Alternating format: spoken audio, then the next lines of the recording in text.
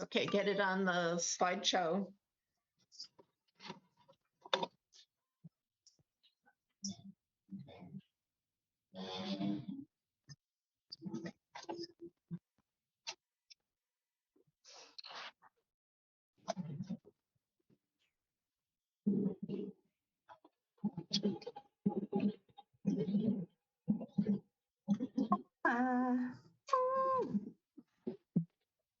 Yeah, and just a reminder, David, very little time on the beginning, you know, the purpose and your methodology and all of that, because we've already gone through that in your proposal defense. And so what we really want to hear from you now are your findings and the recommendations. Not that you should skip over that first part. I'm just reminding you that this is your presentation portion is about 30 minutes. All right, no problem. Okay. Kind of budgeted that way, but you know, I didn't know if you kind of wanted me to go back over it just to reinforce anything, but that's no problem. Yeah, no, the only thing we'll maybe spend a little time on is the methodology. Okay, no problem. I'm going to give Dr. Cornett a call. Okay. I'm here. Oh, you're here. Great. Okay. Wonderful. Then we can start. All right. Good afternoon, Dr. Cornett. How are you? I'm good, David. All right. So, All right. David, if you will, please, you seem to have a lot of guests. Will you introduce your guests, please? It's a lot of guests. Wonderful. That would take up a lot of people. Some of these folks are in the profession of architecture. Some of them are family, friends, and all of them are vested in hearing what I've been doing and why I've been losing sleep and mainlining caffeine for almost 3 years. So that's the short version. So to esteemed friends, family, colleagues, I want to say thank you for joining. And again, as you join, please mute your mics. I know some of you are traveling. I know some of you may be at work, but please mute your mics. We don't want to have to kick anybody out, and I don't want to have to do this presentation twice. All right, so with that, all right, so David, just a little housekeeping, please. Sure. As you go through, we may, Dr. Cornett or I may ask you some questions. Okay. So we may ask you to stop wherever it is you are and ask you some questions. Normally, and there will be a lot of questions at the end as well. Understood. Great. And Dr. Chabot, I might just add, don't see that you're recording, and you might not want to record until he starts, but I just wanted to remind you to record it. Thank you. Okay. All right. May I get started? Let me get the recording go. Okay, we are recording. All right. Just everyone knows, but for the record, my name is L, which stands for Leroy David Allen Stewart. And the official title is How Can Design Thinking Transform Diversity Initiatives for Architectural Trade Organizations in the United States? Can everybody see my screen as well? Yes. All right. So for slight background and context, the problem was Whitney Young's exhortation to the American Institute of Architects in 1968. In short, Whitney Young gave a speech to the AIA, which was shortly after the death of Martin Luther King, which was in April of 68 in June, really speaking to this organization, talking about their commitment to African Americans and African American architects in the profession and the lack thereof of bringing about tangible results to improving the status of African Americans in the profession. Currently, less than 2% of licensed architects in the United States are African American. So roughly 110,000 licensed architects as of today, and roughly 2,500 of those are African American. The two organizations that I'll be speaking to specifically are the AIA, which is American Institute of Architects, and the National Organization of Minority Architects, AIA and NOMA respectively. These organizations formed memorandums of understandings, or MOUs, between the years of 2001 and 2018. Specifically, a focus is the Memorandum of Understanding in 2001, which I'll go into details with a little bit later.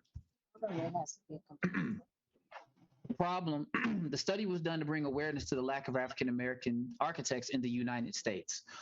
Specifically, the study was also done to bring about a actual and tangible solution, because the MOUs have struggled in their aspirations of increasing the numbers of actual African American architects. And while the MOUs have existed and brought about good relations between the architects, they have yet to yield fruit.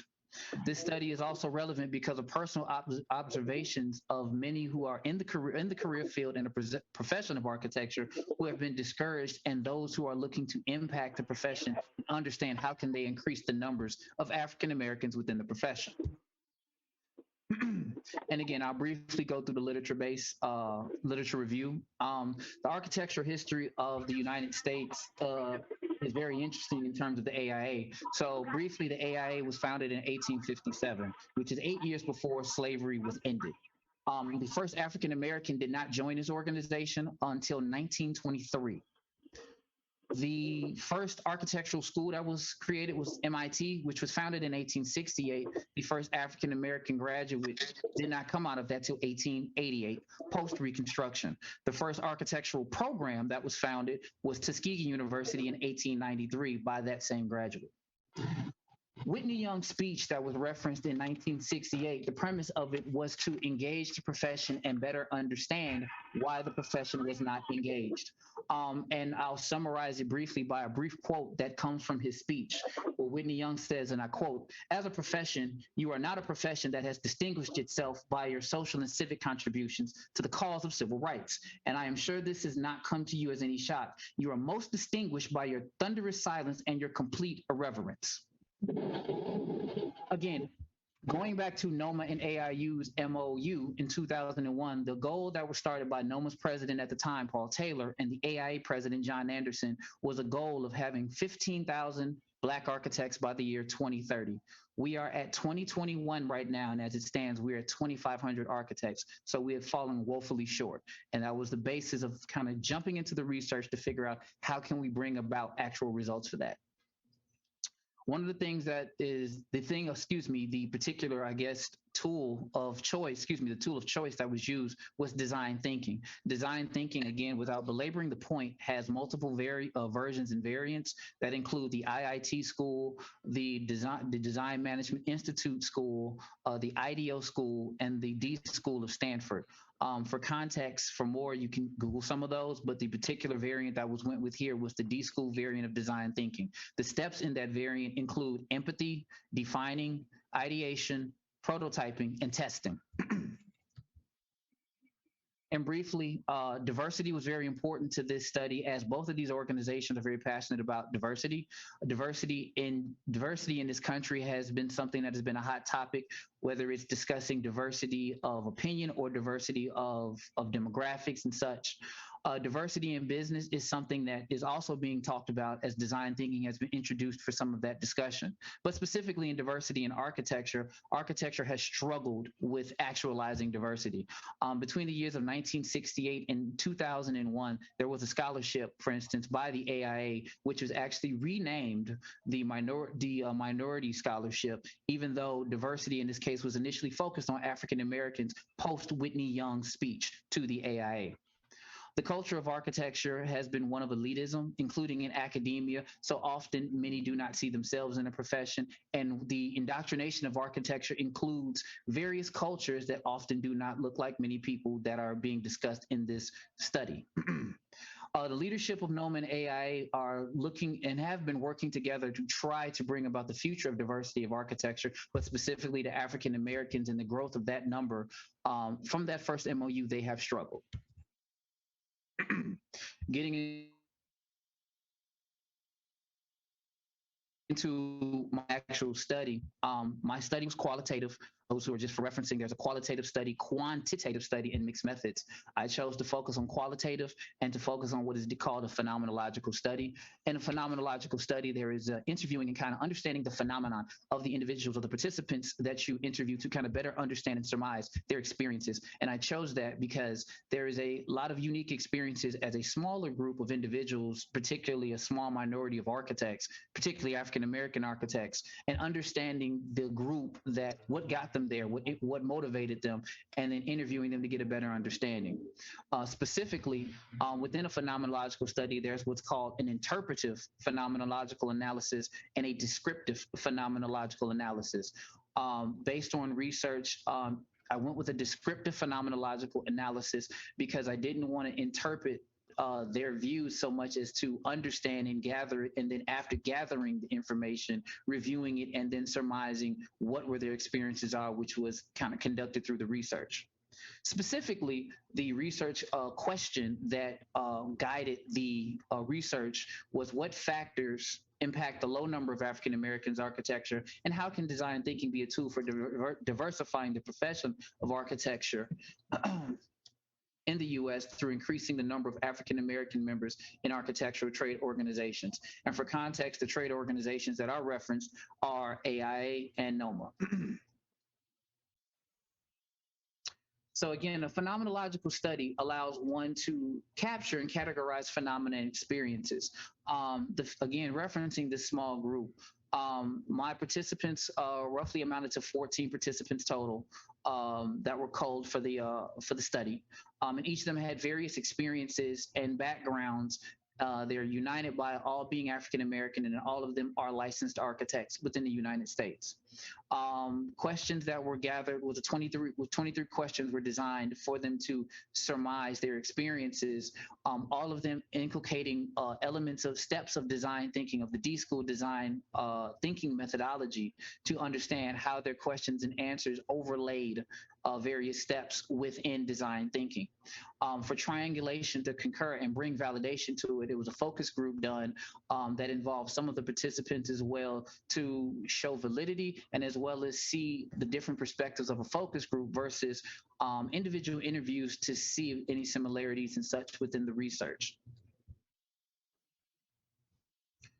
For limitations of their study, the limitations specifically included collecting data via the interview process, as there are some things that can be lost and not gathered in the interview process.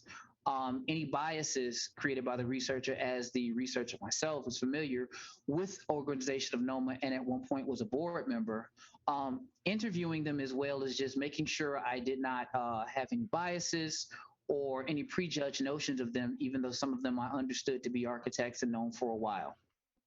And then lastly, for a social context, making sure that the questions brought about their answers, and it's not a case of the interviewer putting answers, for lack of a better word, in their mouths. The questions allowed them to share the questions were open-ended and allowed them to share their experiences and give insight to better understand what each person's particular experience was, from their interest in architecture to their interest in to their introduction to architecture to them becoming licensed.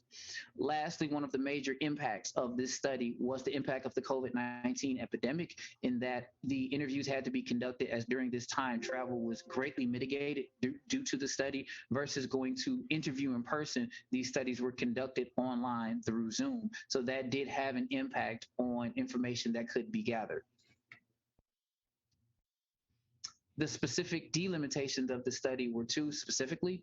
The focus on African Americans only. This was done because it was the focus of one of the pivot points of the study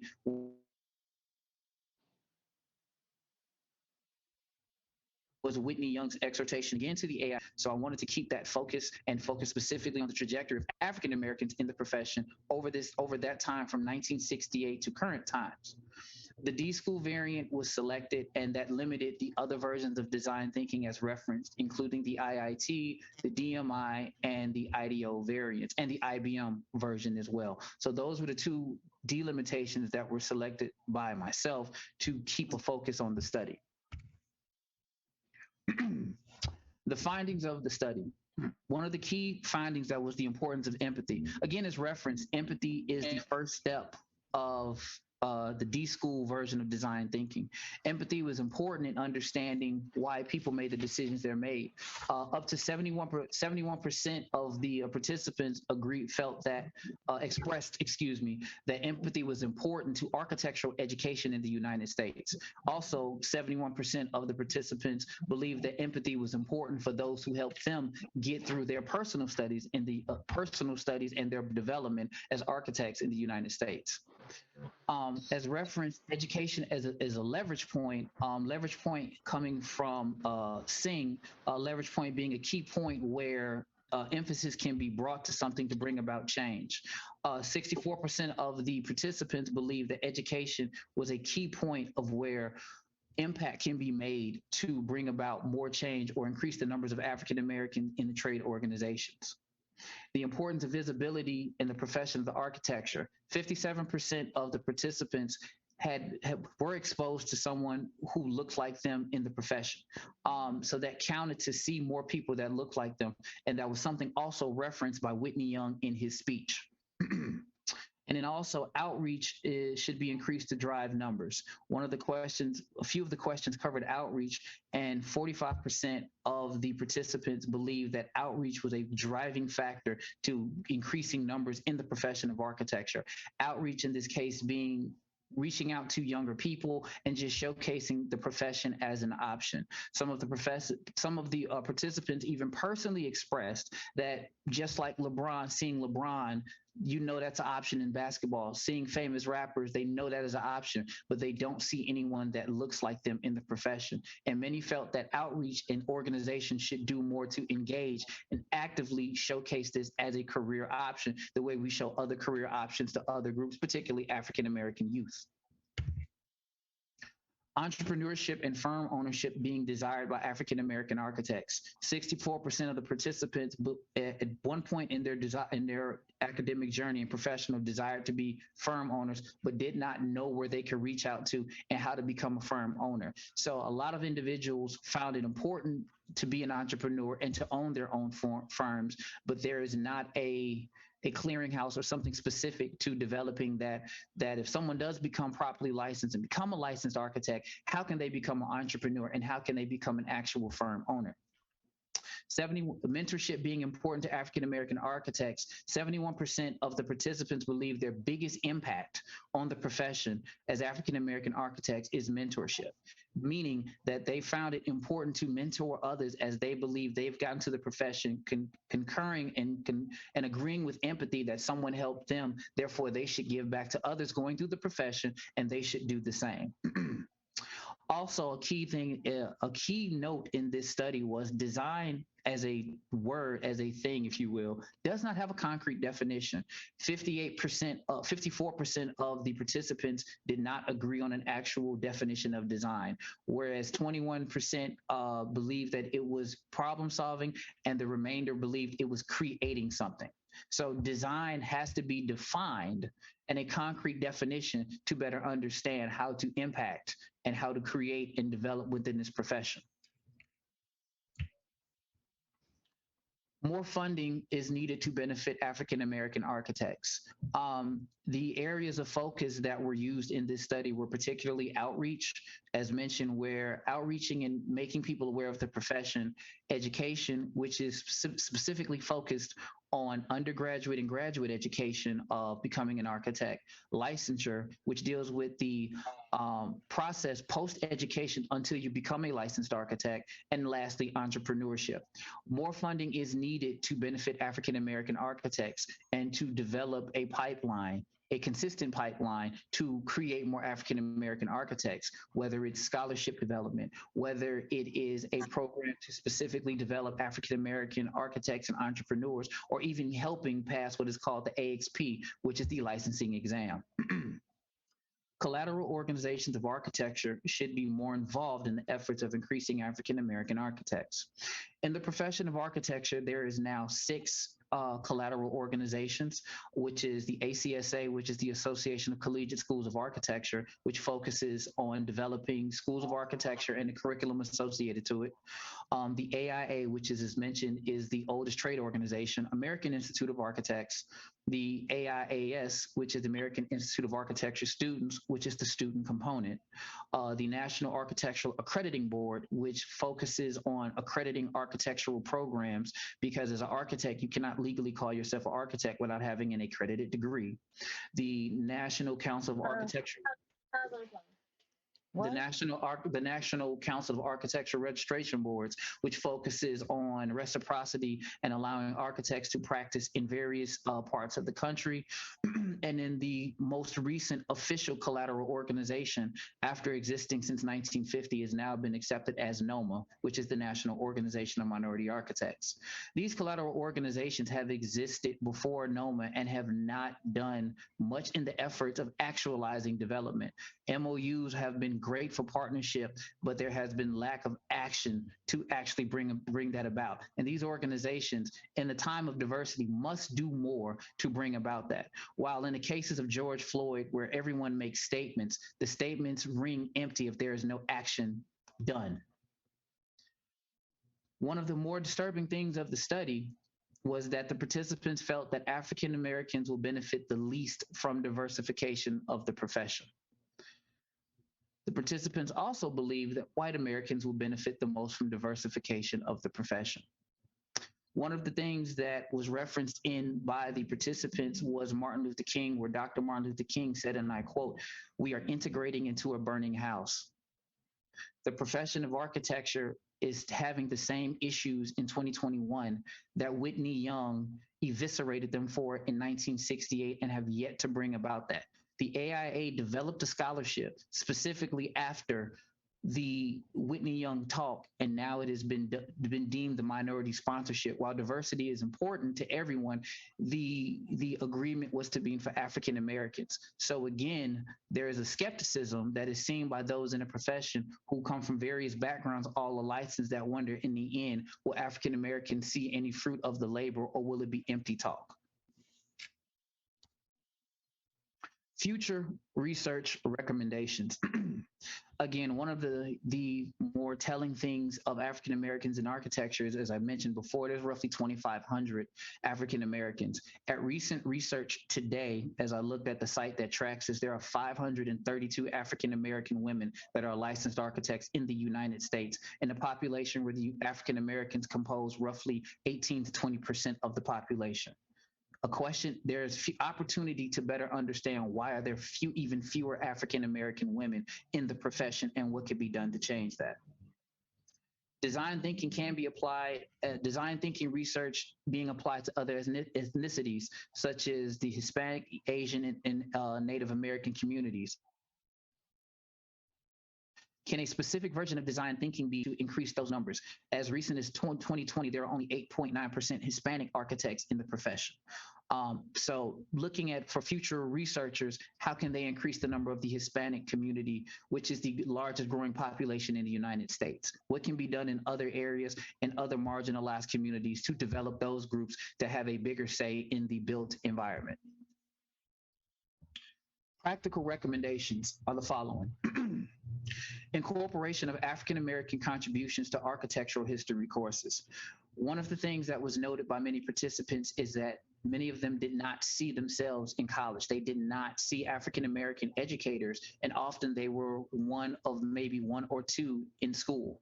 The indoctrination of architecture often involves very popular names like any field. So in architecture, you learn about Greek individuals like Vitruvius. You learn about Mies van der Rohe, which is a very renowned architect. We learn about Frank Lloyd Wright, which is a renowned architect. But one of their peers is Paul Revere Williams, who was a famous African-American architect who, during his career early in the 20th century, had to learn how to draw upside down because most of his clients were white that did not want him sitting next to them. So it is very important to document African-American contributions. And similarly, there are well-known firms in the field of architecture, such as SOM, which is Skidmore, Owens, and Merrill, who are associated with famous buildings, such as the John Hancock Building in Chicago. In reference, there are also famous African-American firms such as McKissick and McKissick, which is well over 100 years old, which is the oldest African-American architecture firm in the United States. Second is the development of an African-American architectural journal. Currently, there is no African-American architectural journal in the United States. And of my own cursory research as recent as today, there are other cultures that have specific journals, such as Architektura, which is a German one, and a few others in different countries. We find it important for scholarly reasons that African Americans need to have their own journals to document their own history with the same scholar, rigor, vigor, and intensity to be able to discuss it in academic circles. There are newsletters, but newsletters do not exist in the same context as refereed journals. The importance of such a journal allows students to African American and non to better understand architectural developments and research and historical contributions, as well as allow for others to contribute to future contributions later on down the line. An incubator for developing African American architectural firms. This is something that can be done specifically between AIA and NOMA, as the two organizations have a sizable amount of professional members that are joint members, and a task force of developing professionals who are now licensed. How can we incubate? How can we develop firms? In the creation of firms, we are creating jobs. Creation of jobs means more opportunities for more African Americans to become licensed architects. And then lastly, speaking to the point of outreach, marketing and an outreach program by both the AIA and NOMA for bringing awareness to architecture as a career option. Again, traditionally, architecture did not market. That is changing. And I think with the partnership between these two organizations, there can be an opportunity to reach out and market what the profession is and show people that look like the people on this call involved in the profession, and show them that architecture is a viable viable career option, and showing them the benefits of it and speaking on it, not just when it's convenient on Black History Month or post the George Floyd situation, but that architecture is around, the built environment is constantly around them 365 days a year. And I think by doing that, we can begin to strengthen a pipeline of kids and those who are interested in the profession to bring about more people actually becoming members of the profession of architecture. Lastly, this study is the first study addressing the memorandums of understanding between the two organizations of NOMA and the AIA. NOMA does not have an academic component just yet, and the AIA, while it does, has not followed up to really understand how to develop this thing, as they would say at times, to increase the number of Black architects. While MOUs are great, like anything else that you invest in, there has to be a return of investment. There has to be something that is tangential. This study addressing that can begin to move that forward. Secondly, this creation of actual strategies that comes from this can actually bring about actual discussion of increasing numbers. For future researchers, this may not be applicable, but we can actualize a strategy to quantify increasing numbers. Again, in 2001, the organizations agreed to have 15,000 Black architects. In 2021, we're at currently 2,500. We need to actualize strategies to increase the numbers. Otherwise, we will continue to be woefully short. This also demonstrates the need for addressing African Americans in the profession by Whitney Young. Whitney Young was very passionate in his speech, and for those listening, I highly recommend checking out his speech. And he excoriated the organization for their lack of participation. And he references that the profession has to be as engaged and committed in its inclusiveness to African Americans as it has been in its exclusiveness to African Americans. And lastly, it demonstrates design thinking steps as a tool of impacting the profession of architecture. Again, I will close with a quote by Whitney Young. Well, actually two quotes, one from Whitney Young and one from Dave Chappelle.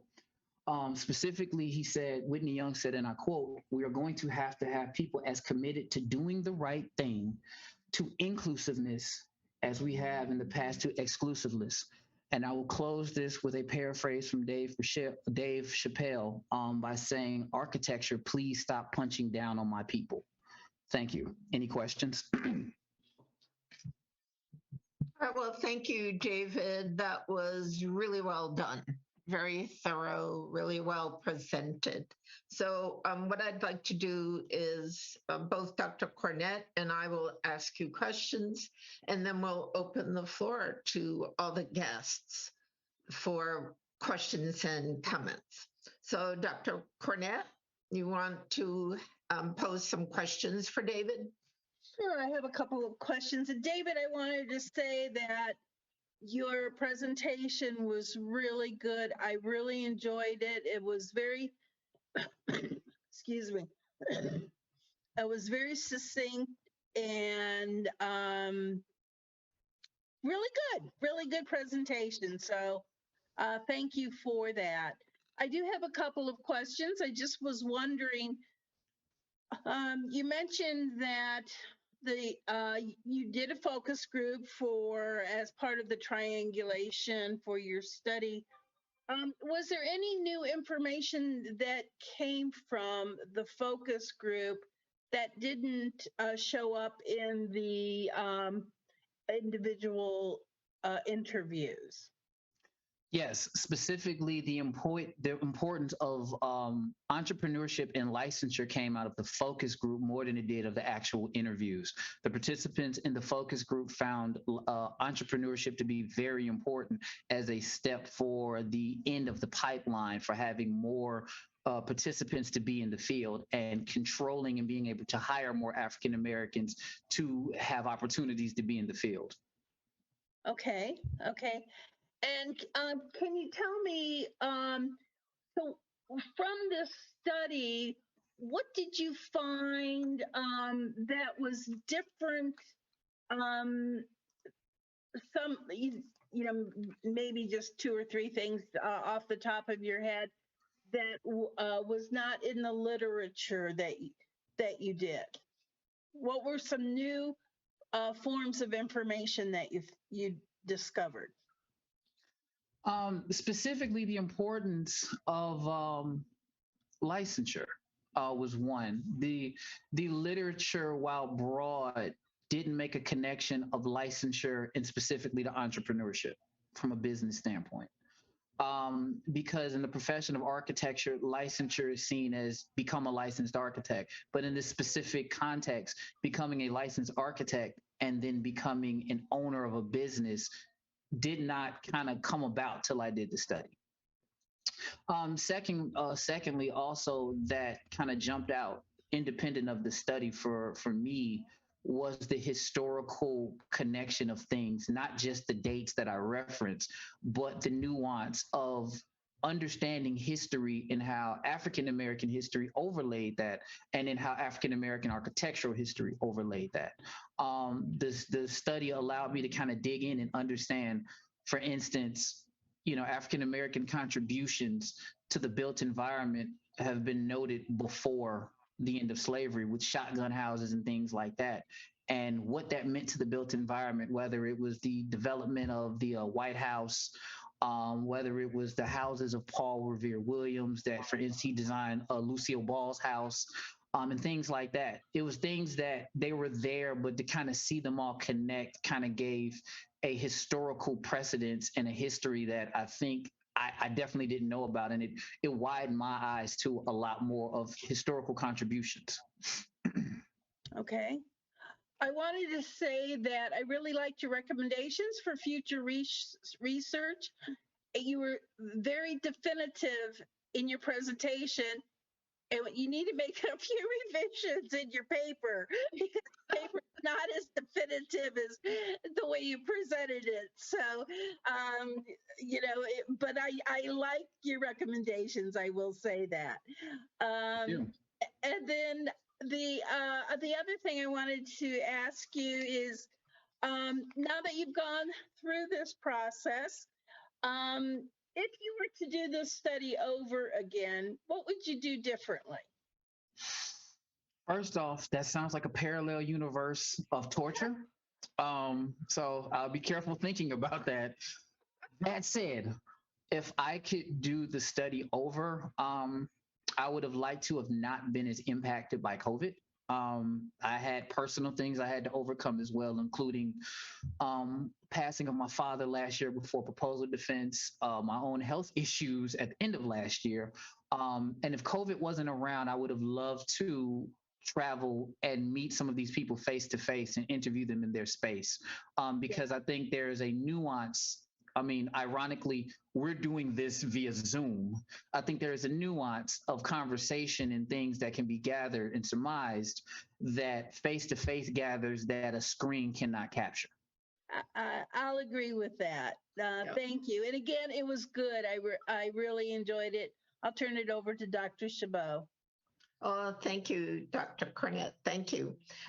So, David, the concept of defining a term is something that is struggled with a great deal.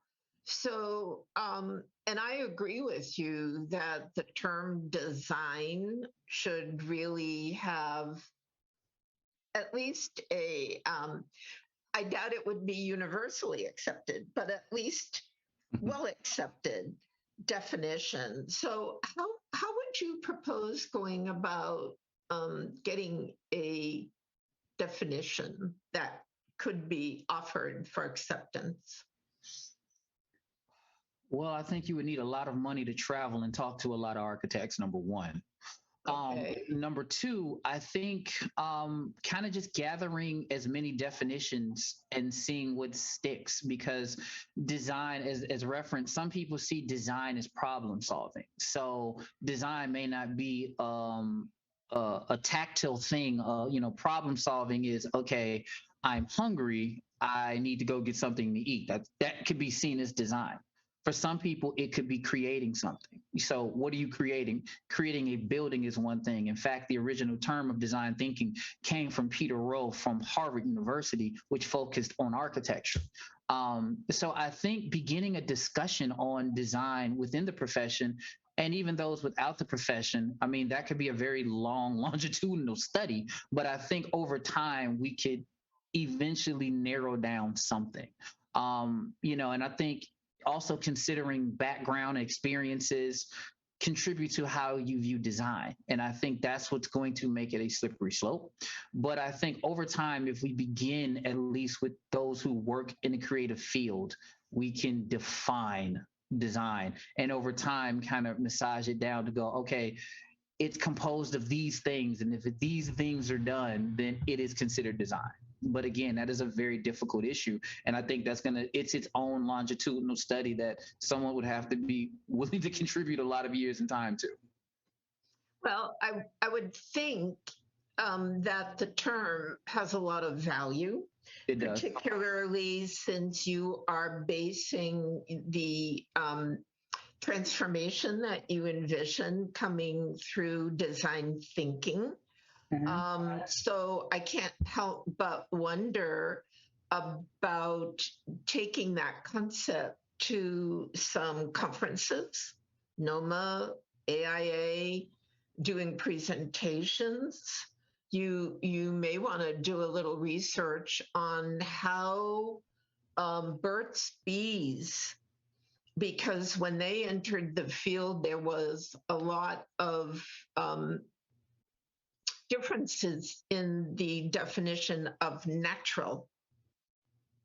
Okay. And they worked on that and actually formed a group.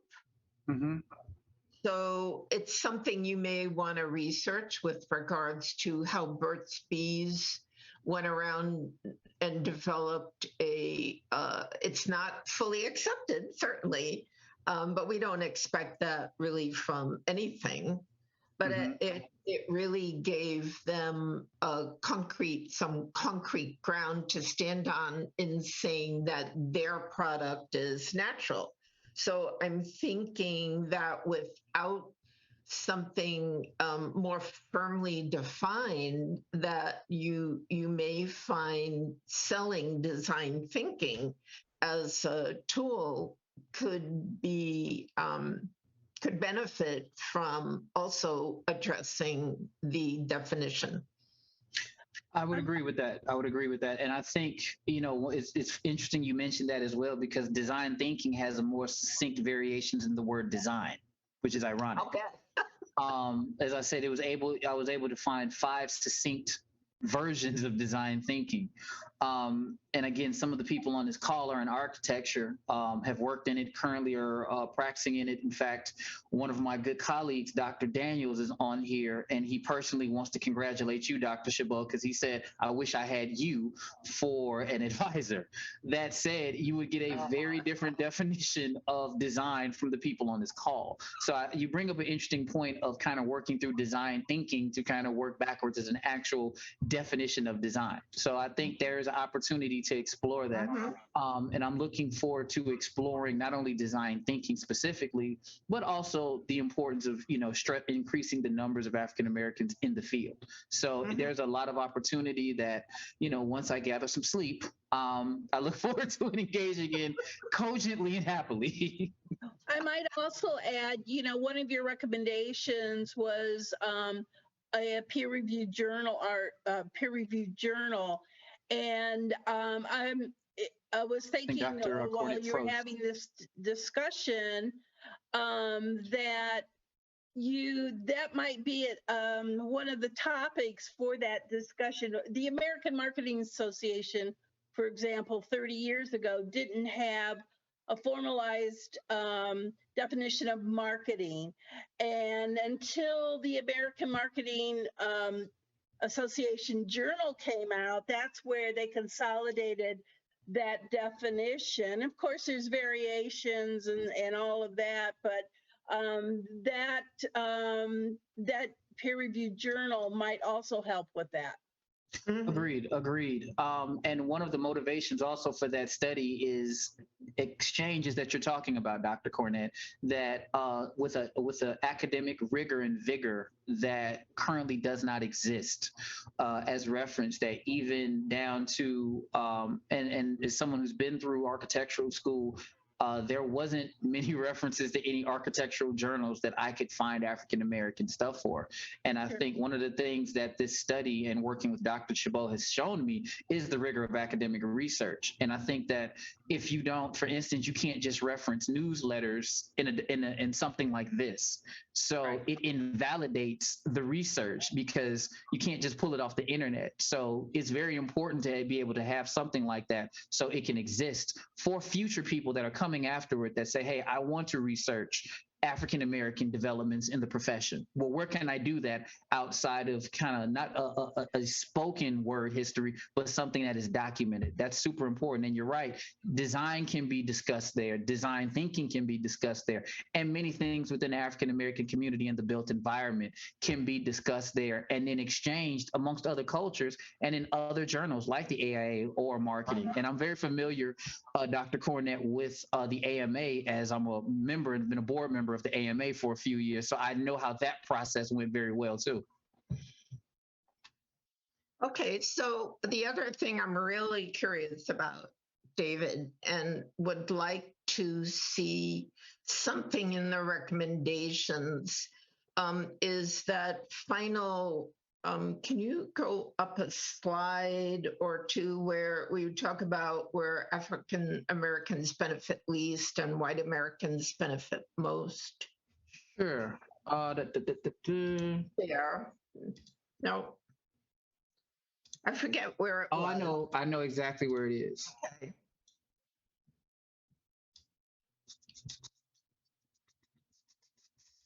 There you go. Findings of the study. There we go. Okay. So when I read this in your chapter 4 with regards to the findings, I was taken aback. And this has sort of sat with me with unease since then. Because this needs to be examined. Understood. If the current African American architects, at least those that you interviewed and talked with during the focus group, if this is their thinking of the outcome of the effort of trying to diversify the profession, then there needs to be some thinking about how do you shift that perception, or how do you change the outcome so that their perception would have to shift? Or is it 6 of one and half dozen of another? Well, What would you recommend? Well, you bring up a good point, Dr. Chabot. So, for instance, just to give a little contextual history, the National Organization of Minority Architects just celebrated their 50-year anniversary, which was founded in 1971. The organization changed its name from NOBA to NOMA because anything that is overtly Black, they felt, would not allow them to get funding. Exhibit 2, the scholarship that I referenced from the AIA/AAF that was created after the Whitney Young speech was focused on creating more opportunities for African Americans. In 2014, they changed it to the Minority Scholarship. So what ends up happening a lot of times, and I think the skepticism that, well, excuse me, I don't want to say I think, the skepticism that was exhibited from the participants was that once things start to focus on African Americans, then it becomes a issue of inclusiveness of everybody else. Whitney Young's exhortation was focused specifically on African Americans, number one. Number two, the MOU between AIA and NOMA was focused on African Americans. Now, that doesn't, mean that doesn't make anyone else's struggle any less, but often once diversity is brought about, often African Americans suffer, even down to the usage of terms today where people will say BIPOC, Black, Indigenous, people of color, which lumps all minorities together. The struggle of African Americans in this country is different from Indigenous people. And people of color is a lumping of people together, So I think if we're changing that, then we have to be intentional and deliberate in saying, okay, we're not maligning ourselves against everyone else. America is not a melting pot. It's a salad bowl. Doesn't melt at all. It's interaction of multiple people. And I think part of that beauty is allowing for people to say, hey, I exist in a space where I can be me, but I still work with everyone else in the country. And I think in architecture specifically, African Americans have struggled with that. With the changing of the scholarship, because you now say, okay, I'm going to welcome everyone, and that's not bad. But when you lump everybody together as minority, you don't get into specific breakdowns. How do you define a minority? What is Latino? What is African American? The LGBTQ. All three of those groups overlap and have different struggles, but often the African American community feels like they are the least beneficial at the end of the day. And then one of the other things, and a participant made a very interesting reference that, for instance, a white woman is deemed a minority in the United States. That can alter a dynamic. And it's sketchy because, we don't like having these conversations. So, for instance, if someone was a member of the LGBTQ community and was white, you have the privilege of being majority and minority concurrently. That impacts everyone else that is seen as a minority. So I think there has to be intentionality. When we celebrate Black History Month, when we celebrate Hispanic Culture Month, it's very intentional. But then it's lumped together for this little month, and then we stop talking about it. A lot of Black architects feel the same, that post George Floyd, everyone was interested in working with Black architects because it was the cool thing to do. But what happens when it's no longer talked about, when it's not, when companies are not speaking out for stuff? And I think marginalized groups like NOMA want their own voice so they can come to the table. It's not about being given a table. I want to show my value as well. And I think that is the tension that existed and was exhibited in the focus group. Okay, excellent. Sounds like you need to write an article. I'm serious, David. I'm serious. Because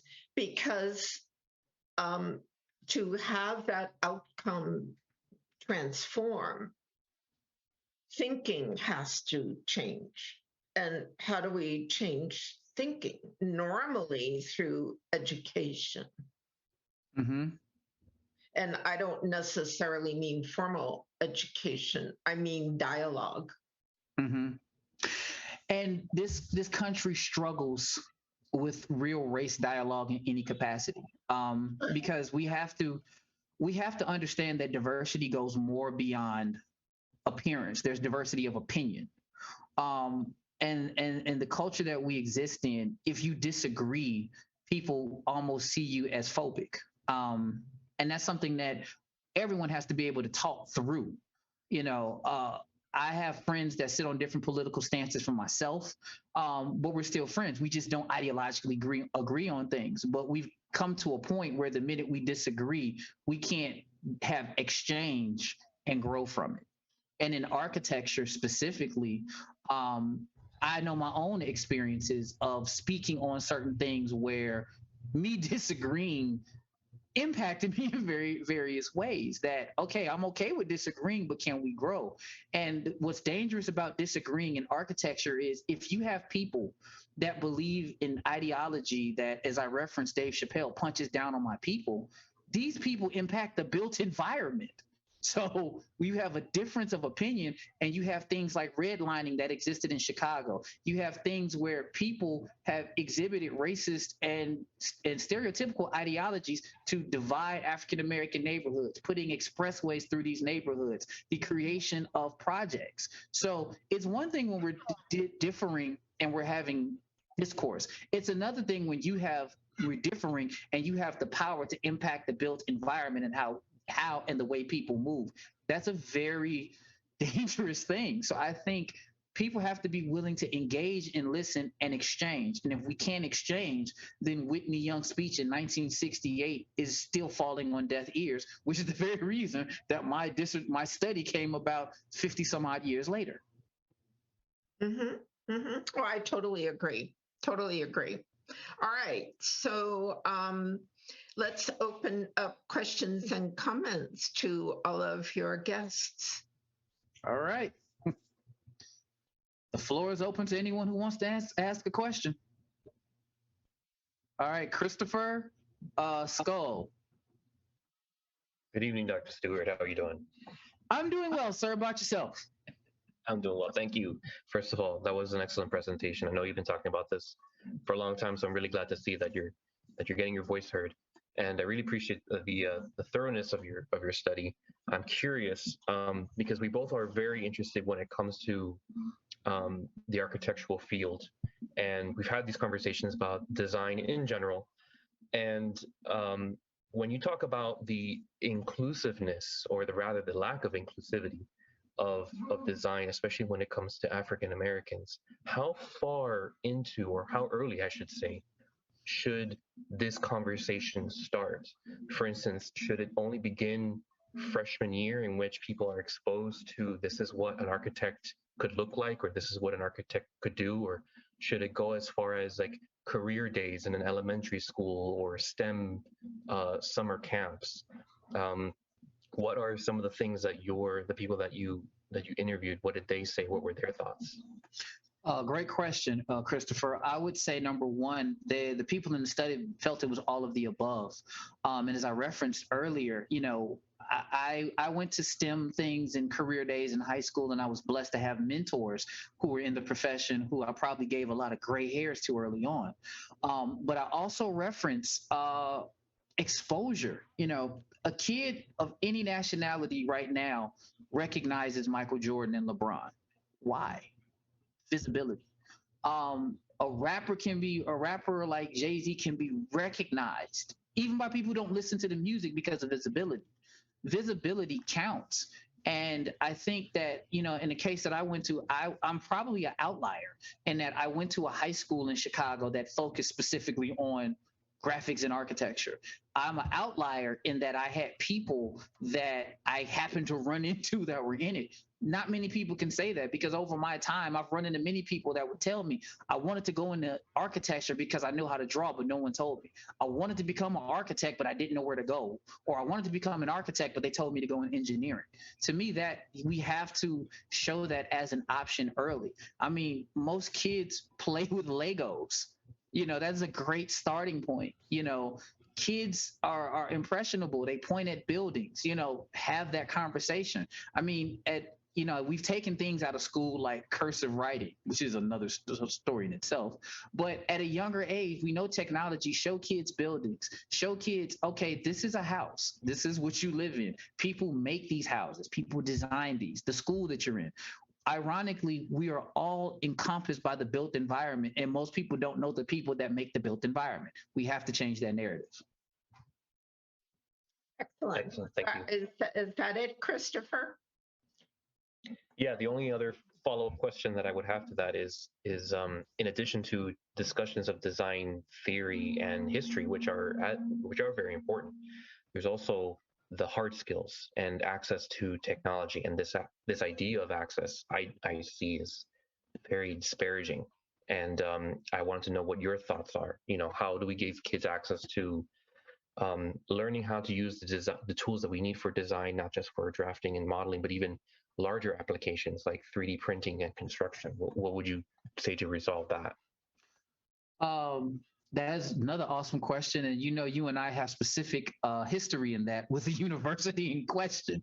Yeah. You have to have an administration that cares. For everyone on the phone, to give context, Mr. Skull and I tried to work through a university bringing technology to the students, and the administration did not value it. Ironically, Mr. Skull works in 3D printing, and we were literally telling him at the cusp of this, you need to involve this. And now that school is working to catch up. So you kind of have the same thing. If you don't have an administration that values introducing certain things, you're going to be left behind. And we're talking hard skills. We're not even talking diversity and people skills. So a lot of times architecture schools are very outmoded and outdated. They're stuck in the ways of old times that, well, I did it this way and we're going to do it this way. Well, the profession and the world moves forward, and you got to have forward thinking administrators and educators that are willing to go, all right, let's check this out. Let's try this, and it may not work for us, but we need to be aware of it, because if you're not aware of it and you're trying to move forward, you'll be behind as things move forward. And a great example of this, lastly, is 20 years ago when LEED first came on the scene. A lot of people thought LEED was a joke.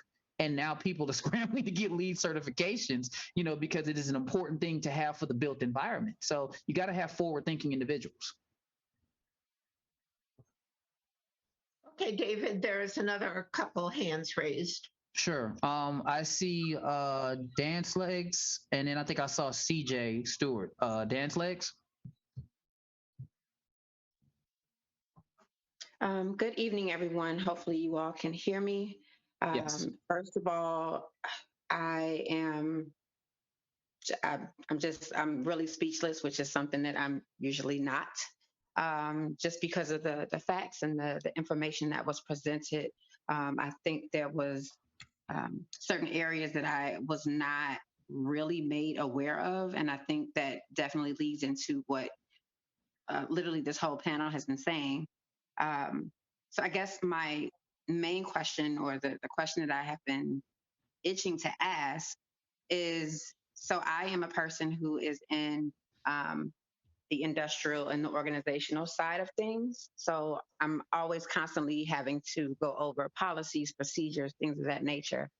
And I'm curious to know what your thoughts are in regards to the word design, as you all spoke about, does have its own nuance, and it has its own multiple definitions can be applied to it.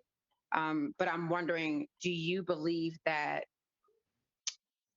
and I hope I'm asking this correctly, African Americans are being affected in the way of saying they're taught to design once they get into the architectural field? By that point, they're already sort of maybe taught to design in a certain way based off of their culture, or based off what they have seen, or based off what they've grown up in, perhaps as opposed to someone of a different culture. And does that affect them once they're actually in the field of architecture and design? Sure. So I think what you're talking about, and maybe I'm misunderstanding if I'm understanding this correctly, it's an issue of indoctrination, and I don't mean that in a negative context versus exposure. Most people, in my personal observation, and other people in the field, come into architecture because they like buildings. That is their introduction to architecture. It's a building or things that, wow, I like buildings. When you get into architectural school, and like any other profession, there are the giants that you learn about in any field. So I'm not a psychologist, but I remember learning about Sigmund Freud. I remember learning about MC Escher. I remember learning about these people that were pivotal in a profession. The difference is in architecture or in psychology or in industrial, I then ask, well, who are the people that look like me that are impacting the profession? In architecture is a very indoctrinating field in a collegiate level. Architecture is a field that is known for people staying up late and studying whoever they deem is great and things like that. But often in those greats aren't people that look like them. In this case, us. So I think what has to happen is a better conversation of, all right, if I have to learn about great German architecture and I'm an African American, why can't a German learn about great African American architecture?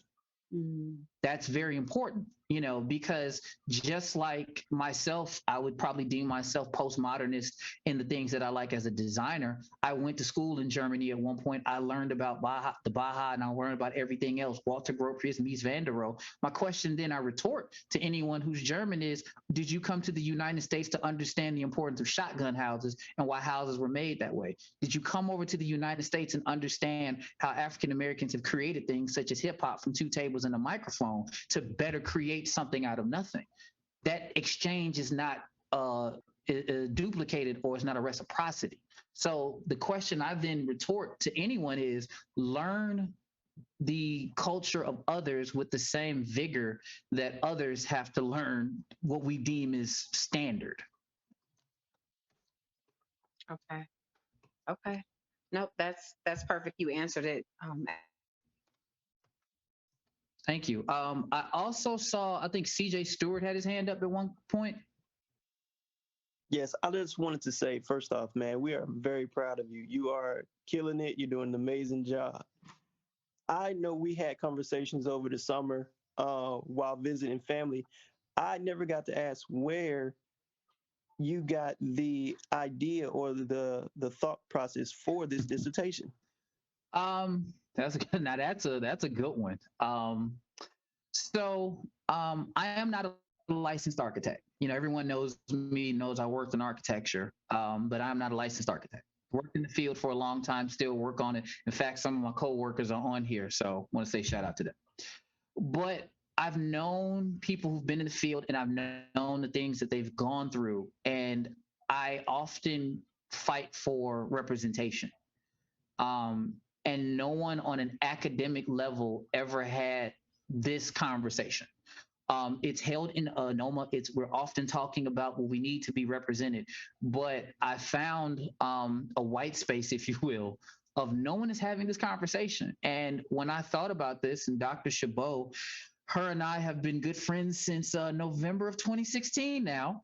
When I brought it to her, initially she saw a power to it that further reminded me that it needed to be done. And to better understand that, because when you do research at this level, you have to bring something to the table that has not existed.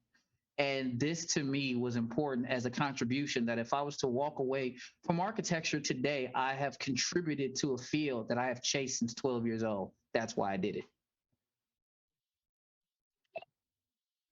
Thank you, Doctor. We appreciate you, man. The family loves you.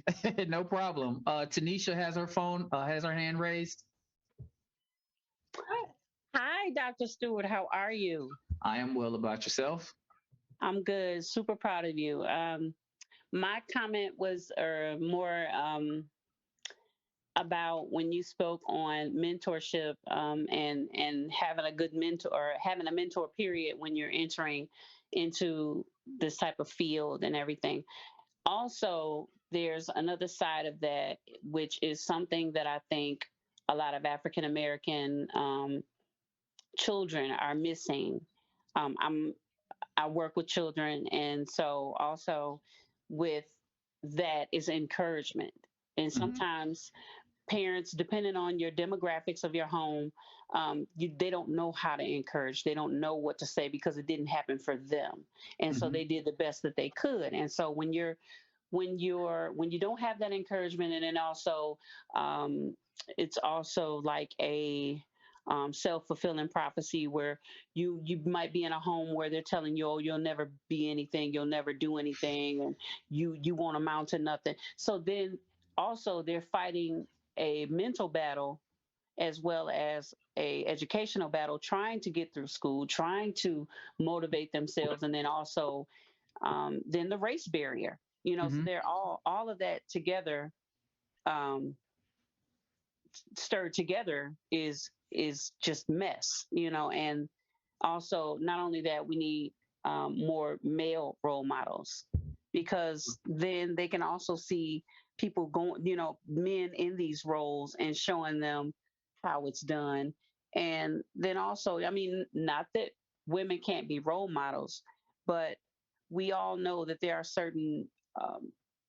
certain jobs or careers, if you will, that have been dominated by men. And so it's looked down upon. So it's also a sexual orientation thing that they have to deal with as well. So it all messes with this whole situation. So, and like I said, I thought this was very well thought out. It's my first time listening to a dissertation. I wanted to support Bro. And I'm, like I said, this was very well thought out, very well defended. And I'm so proud of you, and Ish will be proud of you too.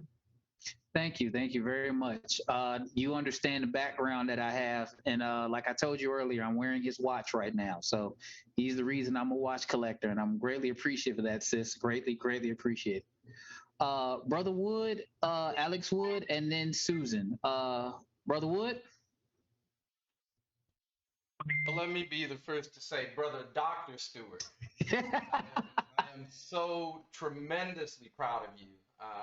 And like many others on here, have been watching and listening to your journey as you've been going through this process. And I am glad, ecstatic that you've reached this juncture, and thrilled that we were able to have this forum. Thank you to you and to your committee for allowing us to be a part of this. It's phenomenal. My question, brother, is in maybe a broader scope. This notion, we here in Canada are seeing all of the coverage about the rejection, and I suppose even in some cases attack on critical race theory being taught in schools, about history being taught in schools, etc. And here we have a presentation such as yourself, this scholarly research and the information that has come from it through all of your hard work and effort. I'm curious to know what your thoughts are about the impact, if any, over time on research like yours. If at the very basic level of education in the United States, there is such a vehement rejection of discussion and discourse about subjects perhaps are uncomfortable for certain people, do you see that having an impact on scholarly research at higher levels? Yes, I succinctly and overtly say yes. I say that based on what I've seen as a fan of architecture, as a lover of architecture, as an architecture student. So to give you context, Brother Wood, you know that I started this graduate journey at University of Toronto many, many moons ago. When I was at University of Toronto, I was in an architectural history class, and we were discussing architectural history. And at one point in the discussion, the professor, who himself had a doctorate in architectural history, was discussing Greco-Roman architecture. And I asked him a simple question. I said, Professor, who inspired Vitruvius and Greco-Roman architecture? He ignored me the entire class. And this is when I was a little more uncouth, but I didn't do what I used to do. So after the class, I went to him. I said, Professor, can you answer the question? Who inspired Greco-Roman architecture? He said the Egyptians. Now let's think about that for a minute. Here is a man who is a scholar who impacts younger minds that chose not to say Egyptians informed the Greco-Romans of architecture, Vitruvius, and things like that. This is all historically documented. Now think about the impact of that. What if I didn't have mentors that taught me to keep pushing?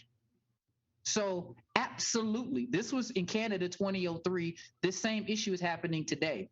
The issue with critical race theory that people don't want to discuss, Brother Wood, is that critical race theory is another term for actual American history. We're discussing American history. American history is full of bumps and bruises. You and I have had many a talk about this, even in our fraternity.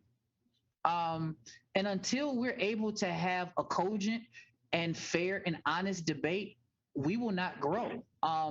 People are scared to admit their wrongdoing. And when you're talking about critical race theory in this country, you know, one of the things people will say is, well, oh, I'm not racist. That had nothing to do with me. The counterpoint that many people will say, yeah, but you're benefiting from that. That opens up a different conversation. And that's when people get defensive. The climate that we live in a post-Trump environment that, and this is a separate thing, but that administration has revealed a certain thing to the entire country that most of us have already known about the United States. And these people at times aren't just, nut jobs, as Whitney Young referred to. These are people who are in positions of power. These are your policemen. These are your mayors. These are your educators. And I think if these people aren't willing to have a conversation, then we're having this cyclical conversation 50 or 100 years down the line. And if we don't have this conversation now, then we're repeating it after every major event, after, God forbid, another George Floyd. We're having these conversations. And to wrap it up, Whitney Young had this conversation to the American Institute of Architects in Portland, Oregon in 1968, less than 3 months after brother Dr. Martin Luther King died. We are having the same conversations a year and a half after George Floyd passed. What's going wrong here?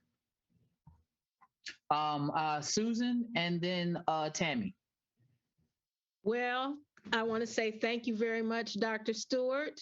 Your presentation was excellent. It was very well defended, and your ancestors are proud. Thank you. I'm not going to say much more because you have already said it, and you've made good points as well. A journal for an African American architectural journal would be great, especially for our students. So we have a reference for historical points. It's just as the Greco-Roman people did. We can point to something as a fact because we know that African Americans have built this country, period, if not the world. But we have not been given our due history points for that. So I think that this piece that you've done has just started to open up the well of information of what African American architects have done for this country. And look for more of this from you, because this is a conversation that all people need to hear. Black people, white people, brown people, yellow people. We all need to show what our history really is. His story, her story, our story, your story. Thank you so much for your presentation, Dr. Stewart. Thank you very much, Susan. Tammy, and then Dr. Todd Brown. First of all, hey, David. Hey, Tammy. I am so proud of you, as many have shared on the chat and have spoken to you verbally. But I definitely want to say congratulations, Dr. David Stewart. So now I already told you your new name for me is for Dr. David. So and with listening to your dissertation and the comments and question that everybody had, I'm truly disappointed. And let me tell you why.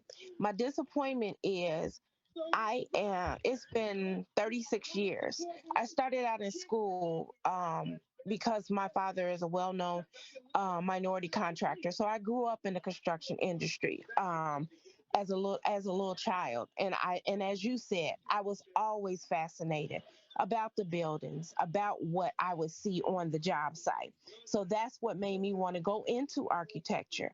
But with that being the case, everything that you specifically said, comments that was made, I only did 2 years of it. I was told you're better off if you go into architectural engineering.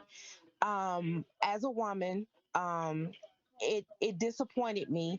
It offended me in many ways, but I still made my way through the construction industry. As you know, you and Hmm. I work together. But Hmm. what I'm saying is, your article, whatever needs to be done so that this can get out for young men, for women, especially, I know we need to start definitely with our men as the foundation, but without that foundation, I mean, it can be a foundation, but it needs to be built on, and that Hmm. would be with the female. Our young female, as we know, dealing with a lot of domestic violence because of their self worth. So Hmm. if we can get things like this started at an early age, like they do for science or math, get this started so that women, young women, can see I have a faith, I have a hope, I have something that I can look forward to, so that it could be there for them. It's an opportunity. It's a chance. It's not a guarantee, but to be able to have those. And that's the thing. Like I said, with your dissertation, listening to everything that you were saying, I'm like, you're on point, you're on point, you're on point. Yes, checkmate, checkmate. That's all I was saying in regards to that, along with the comments and questions that the panel has had. But to see and hear that this is still going on 36 years later, that's where my disappointment has come in at, because it's it's just really unbelievable. And like one of the young women said, I should say young lady said, she usually have a lot to say, but this time her mouth was actually kind of shut. That's how I feel right now. I am just, I've gotten disappointed. It's almost like a depression has just come over me. And it's not your fault, it's Hmm. society's fault. It's the government's fault. It's what's put there for us. And as with brown, African Americans, brown, of any color, any race that we're dealing with, I just still feel like you had said, that in certain areas of minority, some are superseding, but for some reason, the African Americans are still low at the totem pole.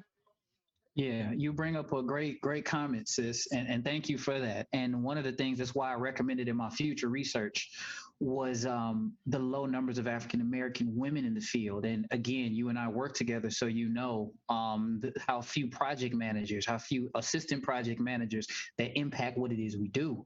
And again, just for reference, there are 532 women as of today that are licensed Black architects in the United States, not in Chicago, not in Illinois, but in the United States.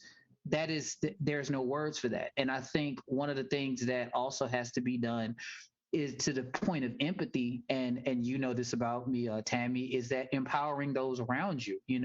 My assistant on my project is a Black woman, and there are times that I've had to step in and deal with the client and say, what you're not going to do is disrespect her that way. Because my assistant project manager, I look at like a mom too, and that's what has to be done. One has to use their power and their privilege as necessary to even the flow of things. And with organizations like NOMA and NAWIC and things like that, that's just one step, but it can't just be reactive post an event. You're right, it's sad because it exists, but we have to continue chipping away at it, and that's what myself and many on the phone are dedicated to doing, which is a great segue into a recent defendee and a good frat brother of mine, Dr. Todd Brown. Mr. Brown, or Dr. Brown, excuse me. Dr. Stewart, can you hear me? I can hear you well, Todd. Well, I have to, I couldn't leave from the dissertation without speaking for at least a moment.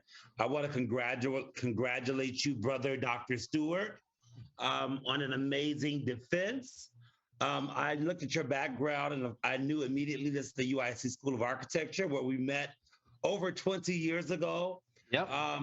Our lives have paralleled each other's in many, many, many ways. So I am really happy to be here at this moment for you. It means a lot to me to see where you have come. You initially you were one of the first kind of, even though you were only 2 years ahead of me in undergrad in architecture school, you kind of essentially became a mentor to me in a pure way, a pure mentor, right? In the field, in the UIC School of Architecture. And I'm thankful that we've maintained a over 20-year friendship and brotherhood, now being fraternity brothers to this day. So again, I mean, that is just amazing. And I'm so proud of you, so proud to see you witness this moment. Of course, my moment was back in April. So we're both kind of new. But what's your topic, obviously, that I, as another Black male in the field of architecture, who's also an educator, that I know the importance of the themes and the topics that you presented, and how extremely important and timely it is. And it's been timely, right? Since before 68, timely that we dismantle systemic racism that's really built into the field of architecture as it is in so many other institutions throughout the U.S. But I also want to offer a bit of optimism. I honestly do, because this is the work that I've been doing for several years at the intersection of race and architecture, as you're well familiar with. And even my current teaching now is literally on race and gender, the built environment in Austin, Texas here.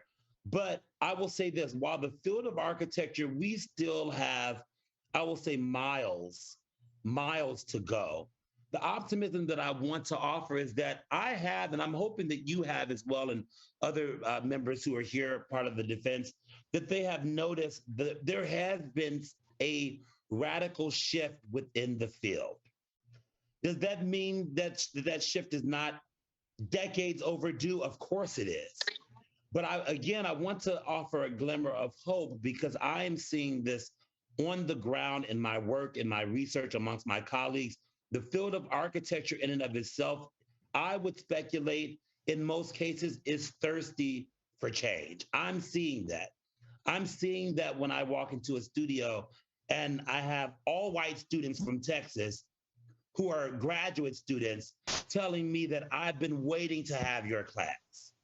I'm seeing that when I see my white and specifically non-Black, but in particular white colleagues talk about, they've been practicing for 30 or 40 years, saying that they've learned something from me, who I consider myself, just kind of relatively, new, even though of course I'm not really new to the field, but I'm relatively new by comparison. When you talk to, a 70-year-old white man who's been practicing, and you expect him to say, everything you're saying is nonsense. And he's like, no, Todd, I can't believe you're saying this. And this is what we need to hear. So I want to offer that glimmer of hope for the field, because we have so many initiatives that are happening at not just at schools of architecture at HBCUs. We're talking about schools like Harvard. We're talking about schools like Columbia. We're talking about schools like Yale, like UT Austin, U Michigan, who now their schools of architecture are University of Virginia. Their schools of architecture are actively establishing, and have been for the last 5 years or so, race-based initiatives for inclusion, for diversity. You know that when we took architecture theory at UIC 20 plus years ago, the word race was never mentioned in the course, right? It was never mentioned in the course. It was something that I didn't learn until past grad school, right? So the fact is that we actually now have schools of architecture and their programs and initiatives and pipelines specifically focusing on race and racial inclusion. And I'll say even more important, because you pointed that out in your dissertation, when we talk about people of color in general, it starts to water down the needs of Black Americans specifically, which is urgent at this time.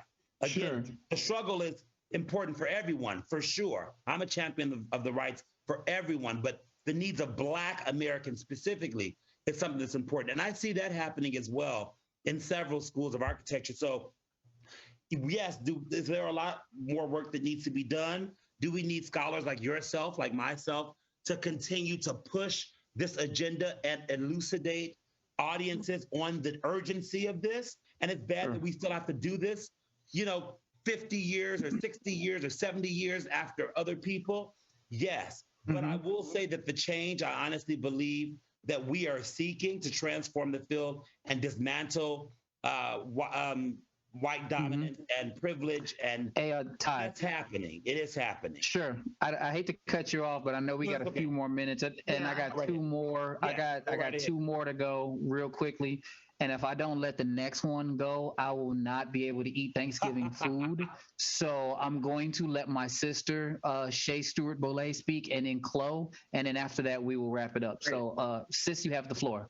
Well, I wasn't really certain I was going to say anything because, yeah, I'm your sister. I'm your big sister. I always give you crap because of the age difference between us. But I think someone asked where your interest in this came. And I had this vision of when you were a teenager, 12 or 13, and Dad had that model. Do you remember that wooden model that you made? I can't remember where you made it. He had it for years until he moved. Yep. And I was telling someone today, like, as long as I can remember from the time you were about 12 or 13, you wanted to be an architect. I remember when you left to go to the University of Toronto when Mom was sick. And as you know, today is very emotional for me because Mom and Dad are not with us physically. And yet they're with us. Like, I know that they are with us. And they are just looking down right now at you, so proud. I'm looking at you like, man, I can't believe this little guy cleaned up so well. I see Dr. Chabot's face. I'm Dr. Stewart's big sister. Big sisters have those things that they say, and I just have to say those things. Been with you the whole time, even moments where even I thought to myself, what is this child doing? What is he doing? And to watch you and to watch your scholarship and to hear you. By the way, that fact, less than 600 Black women, licensed architects, that's a mind-blowing figure. No doubt, I expect to see you publishing. I expect to see you doing a lot with this. The fact is, you have done something that I thought about doing today that I never did. So if Dad were here, and I feel like as the eldest living member of our immediate family, I stand in the gap today for Mom and Dad. I salute. Congratulations, Dr. Stewart. You've done an amazing job. Congratulations, brother. Thank you, sis. Thank you. And lastly, we'll have Chloe go, and then I'll let Dr. Chabot and Dr. Cornett wrap up. Chloe, if you will.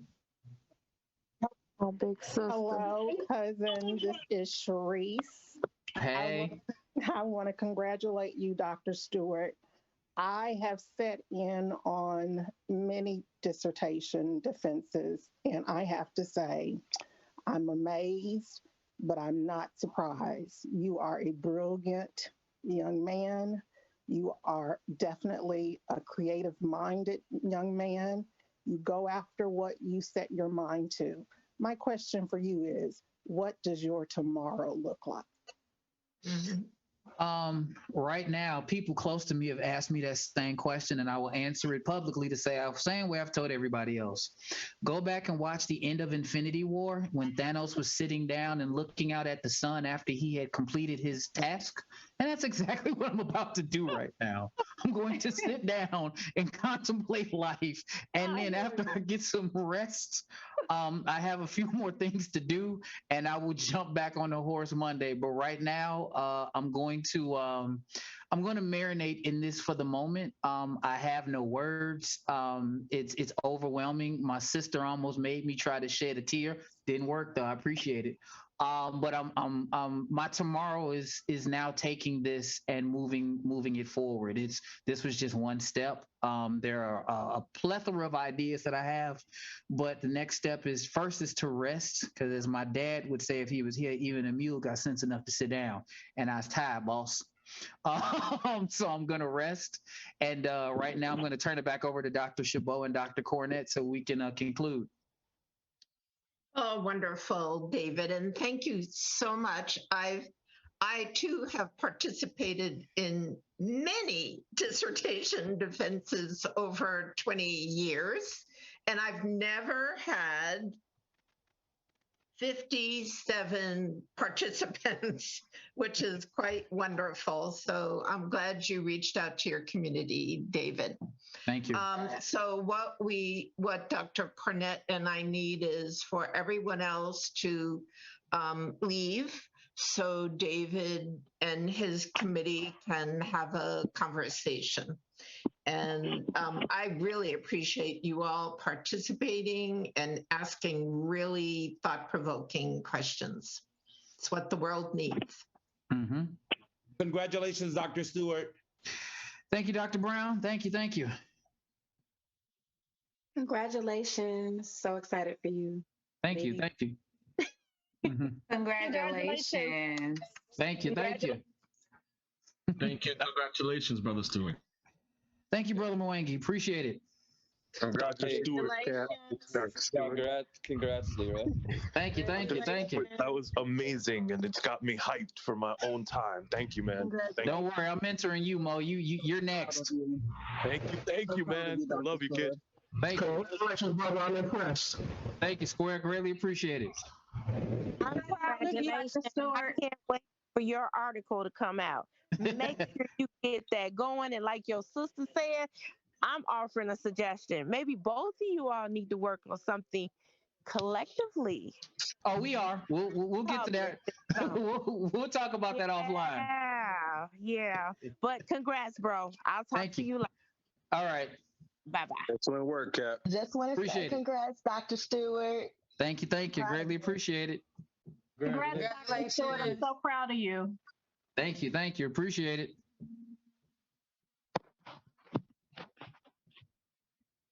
All right. Congrats, bro, man. Take care of yourself. All right. Thanks, John. All right. All right. Got a few more to go. Yep. Congrats. Thank you. Thank you.